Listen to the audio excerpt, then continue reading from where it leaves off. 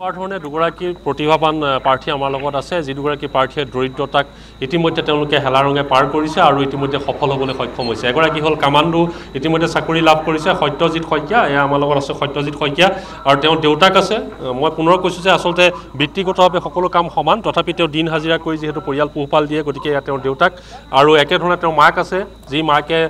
ৰাতিয়ে দিনে কষ্ট কৰি পুত্ৰক এটা পৰ্যায়লৈ লৈ গৈছে আৰু লগতে আমাৰ লগত আছে মনোৰাম মিলি গতিকে মনোৰাম মিলি তেওঁ SI যিহেতু ইতিমধ্যে চাকৰি তেওঁ লাভ কৰিছে গতিকে গোটেই সংগ্ৰামখিনিৰ ওপৰত আমি আপোনালোক এক আলোকপাত কৰিম যে কেনেধৰণে আচলতে তেওঁলোকে সংগ্ৰাম কৰিছিলে কেনেধৰণে তেওঁলোকে আগুৱাই গ'ল এই সমগ্ৰ বিষয়বস্তুক লৈ আমি আলোকপাত কৰিম মই প্ৰথমে আপোনাৰ ওচৰলৈ আহিছোঁ যে এই যিটো সংগ্ৰাম আছিলে আপোনাৰ কেনেধৰণে আপুনি কৰিছিলে কেনেধৰণে আগুৱাই গৈছিলে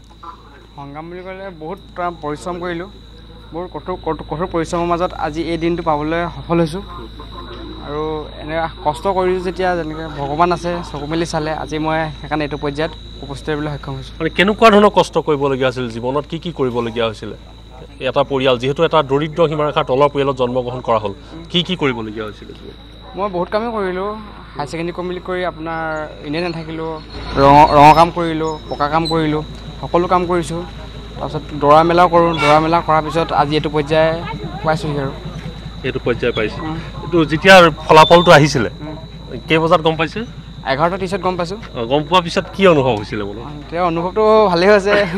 গা নোচোন ডাং খাই গৈছিলে আৰু প্ৰথমবাৰ তাৰমানে মেট্ৰিক আৰু হায়াৰ ছেকেণ্ডেৰী দিওঁতে ইমান ভয় লগা নাছিলে এইটো ক্ষেত্ৰত যিমান ভয় লাগিছে আৰু আত্মবিশ্বাস আছিল নে যে নিকা হ'ব স্বচ্ছ হ'ব সেইটো পোনপ্ৰথমে মই মাননীয় মুখ্যমন্ত্ৰী ডাঙৰীয়াক ধন্যবাদ জনাইছোঁ তেখেতে স্বচ্ছতা আৰু নিকাভাৱে আমাক ইমানখিনিলৈ আগবঢ়াই নিয়াৰ বাবে আৰু যাতে উঠি অহা প্ৰজন্মক তেখেতে সহায় কৰে এনেকৈ আমি তাকে কামনা কৰিলোঁ তাকে কামনা কৰিলে তো এটা সময় এনেকুৱা আছিল যে যিসকল লোক যথেষ্ট দৰিদ্ৰতাৰ সৈতে যুঁজি আছিল তেওঁলোকে এটা চাকৰিৰ কাৰণে আচলতে কল্পনাও কৰিব পৰা নাছিল যে এটা চাকৰি জীৱনত হ'ব কাৰণ ঘোচ উৎকোচ এইবোৰে সম্পূৰ্ণ শেষ কৰি পেলাইছিলে তো এই পৰ্যায়টো একদম সম্পূৰ্ণ আঁতৰি যোৱা যেন লাগিল নাই এতিয়া স্বচ্ছতাৰ নিকাভাৱে যোনে কষ্ট কৰিব স্বচ্ছতাৰ নিকাভাৱে চাকৰি পাব সেইটোৱে বিশ্বাস আছে আৰু খাটা হয় এয়া হ'ল তেওঁৰ কথা আৰু দেউতাক ল'ৰাই যে চাকৰি পালে আপুনি কেতিয়া কেনেকৈ কি কৰি থাকোঁতে গম পালে মই কাম কৰিবলৈ গৈছিলে আপুনি মই শংখলগুৰিত কাম কৰোঁ হাজিৰা কৰিছিল হাজিৰা কৰোঁ তাৰপৰা তাত গ'লোঁ তাৰপৰা ল'ৰাই ফোন কৰিলে বোলে এনেকৈ মোৰ চাকৰি হৈছে তুমি গুচি আহা তাৰপৰা আহিবলৈ মানে আহি পাওঁতে অকণমান দেৰিয়ে হ'ল বাৰু তাৰপৰা মনত দুখো লাগিছে ইমান দিন বহুত দিন কষ্ট কৰি আছে তাৰপৰা শুনিম আনন্দও লাগিছে চকু পানী ওলাইছে ইমান কষ্ট কৰা যে ফল পালে আৰু আমাৰ চৰকাৰলৈও ধন্যবাদ জনালোঁ তেওঁলোকে যে ইমান নিকা চৰকাৰ এতিয়া গম পালোঁ গতিকে আমি তেওঁলৈ মানে শুভেচ্ছা জনাইছোঁ মানে আজি প্ৰমাণ হ'ল চৰকাৰ কিমান নিকা প্ৰমাণ হ'ল আজি কাৰণ আপুনিতো ক'ত দিব পাৰিব নোৱাৰোঁ আমি পইচা দি ল'ব নোৱাৰোঁ এই চৰকাৰখন মানে আমাৰ নিকা চৰকাৰ বুলি মই ভাবিছোঁ মানে মই ভাবিবলৈ বাধ্য হৈছোঁ হয় দেউতাক আৰু তেওঁ যিহেতু হাজিৰা কৰি থাকোঁতে গম পাইছিলে পুত্ৰই ফোন কৰিছিল যে মোৰ চাকৰি হৈ গ'ল আৰু তাৰপিছত ল'ৰালৈকে তেওঁ আহিছিলে মাতৃ আছে কি ক'ব আজি অনুভৱ কি ক'ব আজি বহুত আনন্দ লাগিছে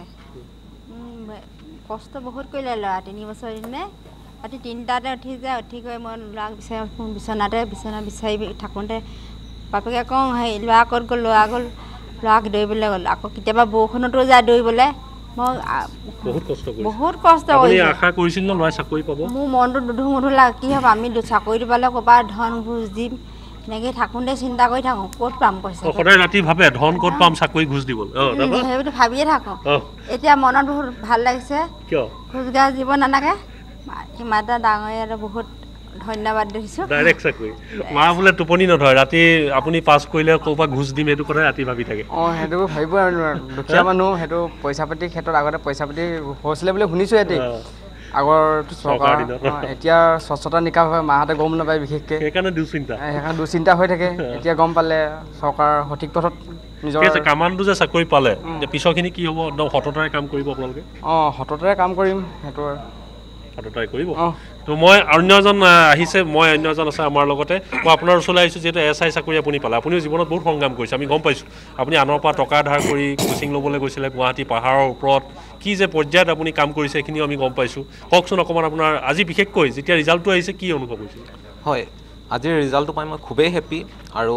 মোৰ সংগ্ৰামটো যি এটা 4 বছৰীয়া এটা সংগ্ৰাম 2021 চনত মই গ্ৰেজুৱেট কমপ্লিট কৰিলোঁ আৰু তাৰপিছত মই ডিচিশ্যন লৈছিলোঁ যে মই যি কৰিম এটা ভাল এটা কৰিম আৰু তাৰ কাৰণে মই গুৱাহাটীত গৈ যি পাহাৰ এলেকাত থাকি পিনি মই তাত যি কোচিং কৰিব গৈছিলোঁ লগতে আৰ্টছ বেকগ্ৰাউণ্ড হোৱাৰ কাৰণে মোৰ মানে যথেষ্ট আৰু টাফ হৈছিল মানে যিহেতু মানে এইবাৰ ক'বলৈ গ'লে আসাম পুলিচ সাব ইন্সপেক্টৰ ভেকেঞ্চিটো মানে 144 ভেকেঞ্চি ইমান কম পোষ্টত মানে মই চিলেক্ট হোৱাটো মই মানে নিজকে বিশ্বাস নকৰোঁ মানে আৰু এই নিকাভাৱে হোৱাৰ কাৰণে চিলেকশ্যন হ'বলৈ হ'ল মানে আৰু ইমান কম কাটঅফ যাবই নোৱাৰে যদিহে নিকা নহয় ট্ৰেন্সফাৰে নহয় ইমান কম কাটঅফত কোনো চিলেকশ্যন ল'ব নোৱাৰে মানে কেনেকুৱা লাগিলে মই কি চৰকাৰখনৰ পদক্ষেপটো কি ক'ব মই চৰকাৰখনৰ পদক্ষেপক একদম নথৈ আনন্দিত আৰু মানে পুৰা সম্পূৰ্ণ মানে কমপ্লিটলি মই মানে এইখন চৰকাৰক কৃতজ্ঞতা মই জ্ঞাপন কৰিছোঁ মানে এইবোৰ সপোন আছিলে হয় সপোন আছিলে মোৰ যি SI ড্ৰিম এটা মোৰ গ্ৰেজুৱেশ্যন টাইমৰ পৰাই মোৰ সপোন আছিল যে মই SI হ'ম এদিন আৰু তাৰ কাৰণে মই মানে 3বাৰ এটেম্প দিছোঁ মই লাষ্ট এটেম্পতে মই কোৱালিফাই হ'বলৈ সক্ষম হৈছোঁ তাৰ আগত মই 2বাৰ দিছোঁ মই যিহেতু আৰ্টছ বেকগ্ৰাউণ্ড হোৱাৰ কাৰণে মই মেথছ ৰিজনিঙত একেবাৰেই পৰা নাছিলোঁ মানে তাৰ প্ৰথমবাৰ মই যেতিয়া এক্সাম দিছিলোঁ মই মেথছত এটা কুৱেশ্যনো টাচ কৰিব পৰা নাছিলোঁ মই জিৰ' মেথছ প্ৰিপেৰেশ্যনত মই দিছিলোঁ আৰু পিছত মই মেথছৰ কাৰণে ইউটিউবৰ পৰা চাই আৰু মই এনেকৈ চেল্ফ ষ্টাডি কৰি সংগ্ৰাম কৰি দৌৰি আৰু লগতে DLEডো কৰি আছিলোঁ মানে এনেকৈ কৰিলোঁ আৰু এটা কথা আপুনি যিটো কম্পিটিশ্যনত নামিছে যে ইমান কম পোষ্ট তাৰ মাজত আপুনি গৈ এতিয়া এটা স্থান পালে বা চাকৰি পালে আপুনি বাস কৰে নদী পাৰত য'ত মোবাইলৰ নেটৱৰ্কো ভালকৈ নাপায় গতিকে আপুনি এটা ডাঙৰ প্ৰত্যাহ্বান মানে ঘৰৰ অৱস্থাও বেয়া তো আচলতে ৰাইজে সহায় নকৰা হ'লে হয়তো আপুনি আগবাঢ়িব নোৱাৰে হয় নোৱাৰিলোহেঁতেন যিহেতু মানে মোৰ মা দেউতা মানে অলমষ্ট 80 years এবভ হ'ব গতিকে মা দেউতাৰ বুঢ়ী বুলি ক'ব লাগিব মা দেউতা আৰু মা দেউতাৰ আশীৰ্বাদ আছে সম্পূৰ্ণ আৰু বিশেষকৈ মোক এই দাদা আৰু বৌহঁতকো বিশেষকৈ বৌকো মই ধন্যবাদ দিব বিচাৰিছোঁ আৰু দাদাকো ধন্যবাদ জ্ঞাপন কৰিব বিচাৰিছোঁ কাৰণ মই যিমান কষ্ট কৰিছোঁ মোৰ 10%হে বুলি ক'ব লাগিব তাৰ 90% দাদাই মানে মোৰ সপোনটোৰ কাৰণে দাদাই সম্পূৰ্ণ চেষ্টা কৰিছে মানে বিশেষকৈ মানে যিহেতু আমাৰ চাকৰি নাই ভাল এটা বিজনেছ নাই দাদাই ক'ৰ পৰা মেনেজ কৰে আনকি মই এটকা এটা খোজোতেও মই প্ৰথমতে চিন্তা কৰিহে খুজিছিলোঁ মানে এই পৰ্যায়ত মই আপোনাৰ ওচৰলৈ আহিছোঁ যে সপোন পূৰণ হ'ল এতিয়া ভাইটি ধন্যবাদ 1 মিনিট পাব আৰু বহুত কষ্ট হ'ল প্ৰথমতে মই ধন্যবাদ জনাব বিচাৰিছোঁ নিকা যে এটা কথা মুখ্যমন্ত্ৰী ডাঙৰীয়া কৈছিলে যে নিকা ভিত্তিত আপোনাৰ 100% দুৰ্নীতিবিত্তত 0% এই কথাটো প্ৰতিফলন কৰাৰ কাৰণে মোৰ একদম নিতৈ মোৰ পৰিয়ালটো আৰু ফেমিলিটো মোৰ একেবাৰে আজি তাৰিখত মোৰ গড়খনত অলপ আগত আপোনালোকে গৈছিলে এতিয়া গাঁও মানে ফুল হৈ আছে পৰিয়াল মানুহে ফোন কৰিছে চিলাপতা আছে আমাৰ ডাঙৰ বৰ্তা যোৰহাটতো আছে সবেই সহযোগ কৰিছে যে একদম পুৰা নিকা মোৰ ক'বলগীয়া কোনো নাই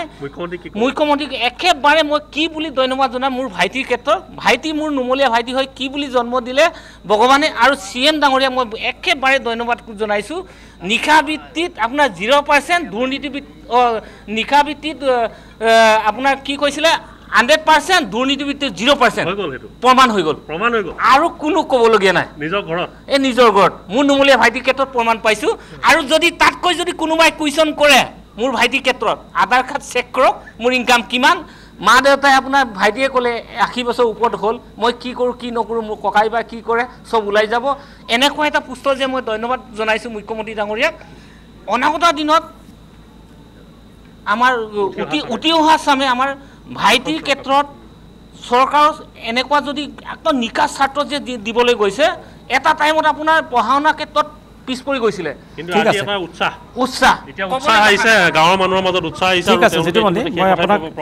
আপোনাক ক'ব বিচাৰিছোঁ এয়া হৈছে সঁচা কৃতজ্ঞতা যেটো মানে এয়া হৈছে সঁচা কৃতজ্ঞতা আৰু এই যি সঁচা কৃতজ্ঞতা এই চৰকাৰখনে পাইছে এই সঁচা কৃতজ্ঞতা এই যি মৰম পাইছে এই কৃতজ্ঞতা আসলতে সঁচা অনুভৱ আৰু মই সেয়ে এই চৰকাৰখনৰ এই যিটো প্ৰক্ৰিয়া এই প্ৰক্ৰিয়াটোক মই মুক্তভাৱে সমৰ্থন প্ৰশংসা সকলো কৰিছোঁ এই সকল ব্যক্তিয়ে যেনেকৈ কৰিছে এই চৰকাৰখনে এই যিটো এটা প্ৰক্ৰিয়া আৰম্ভ কৰিছে কেতিয়াও কল্পনা কৰিব নোৱাৰা প্ৰচেষ্টা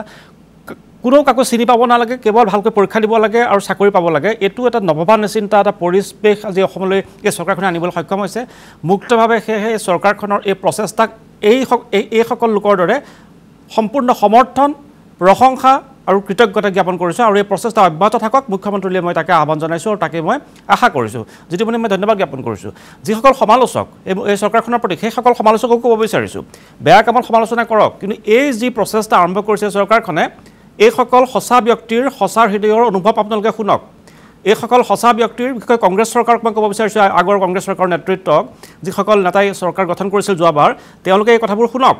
যে কিদৰে সঁচা কৃতজ্ঞতা প্ৰকাশ কৰিছে এইসকল সঁচা মানুহে সঁচা হৃদয়ৰে মই ধন্যবাদ জ্ঞাপন কৰিছোঁ তেওঁলোকক অভিনন্দন জ্ঞাপন কৰিছোঁ জিতুমণি